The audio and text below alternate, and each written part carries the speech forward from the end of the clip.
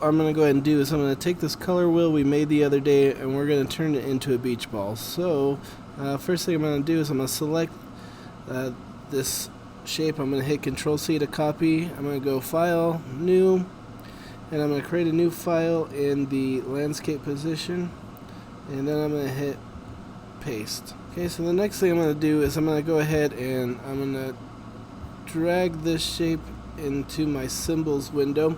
So probably what you're going to want to do is you want to go under Window, scroll down till you find Symbols, and then open that up, and then we're going to drag that shape inside here. You can give it a name if you want, or you can just leave it as new symbol. We'll hit OK, so then it's going to add that to our symbols here. So now what I'm going to go ahead and do is I'm going to set this off to the side because I don't need it anymore right now. Then we're going to go ahead and draw a circle. So when I draw the circle, I'm going to hold Shift to draw the circle. Then what I'm going to do is I'm going to take my direct selection tool. I'm going to click on the anchor point over here on the left side, and then I'm going to hit delete and delete that side. Okay, the next thing I'm going to go ahead and do is I'm going to remove the color from the stroke so there will be no color. Okay, so we want to not see the color there. Okay, the next thing I'm going to go ahead and do is I'm going to select this shape. I'm going to go to Effect, I'm going to go to 3D and Materials, and I'm going to select the option Revolve. Okay. Now when it's in this option, we can adjust a few things. One of the things I'm going to go ahead and do is I'm going to go over here and I'm going to select this option Materials, and we'll set Graphics. Okay. So in Graphics, we'll see the symbols that we had. So I'm going to go ahead and add this symbol to that.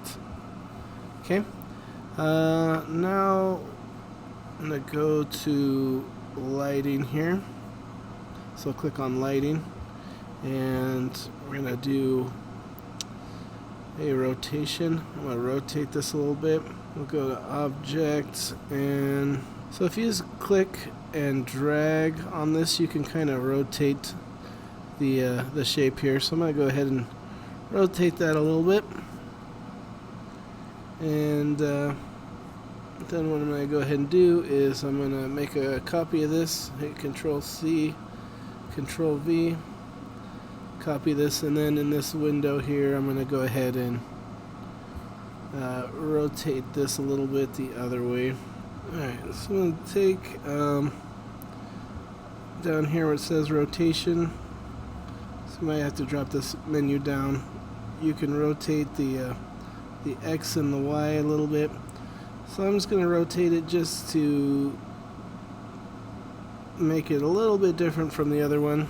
But I'm going to go ahead and adjust the lighting so that the lighting's all on the same size. Now I'll go ahead and minimize this. Now what I'm going to go ahead and do is I think I'll go ahead and expand the appearance for these two shapes.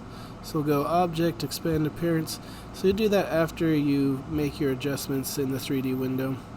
So if I hold Shift here, I can increase the size. So I'll have one a little bit closer, one a little bit further away. Okay, so now what I'm going to go ahead and do is I'm going to create a new layer. And on the new layer, I'm going to create a background for this. So I'm going to grab my rectangle tool, and I'm going to draw a rectangle over here. And then I'm going to use my gradient tool. We'll throw a gradient in there. Okay, so I'm going to change this to 90 degrees. I'm going to double click on this black and change it to blue to make it look like the sky.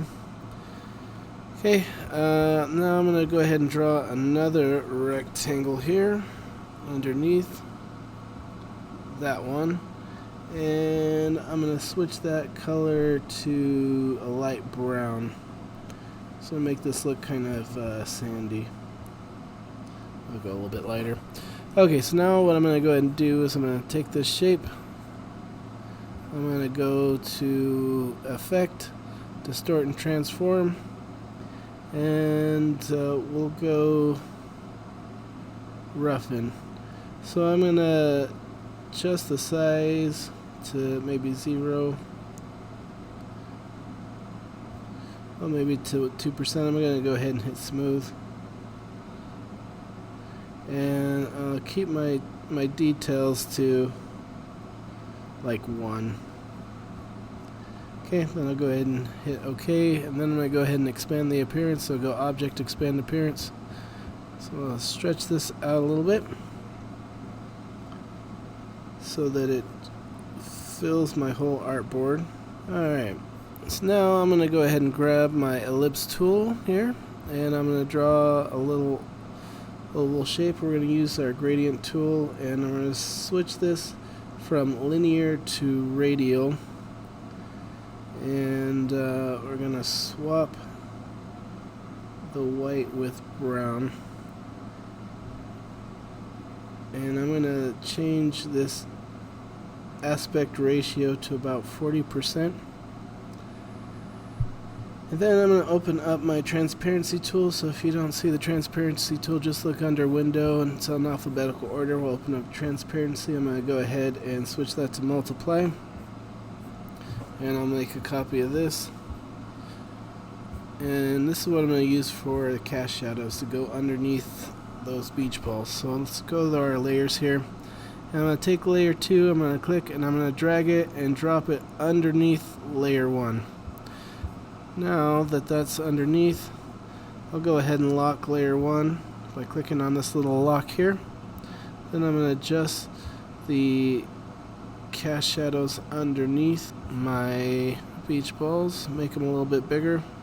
Actually, what I'm going to go ahead and do is it'll be roughly the same size as the beach ball. Push them over a little bit. And there we have it.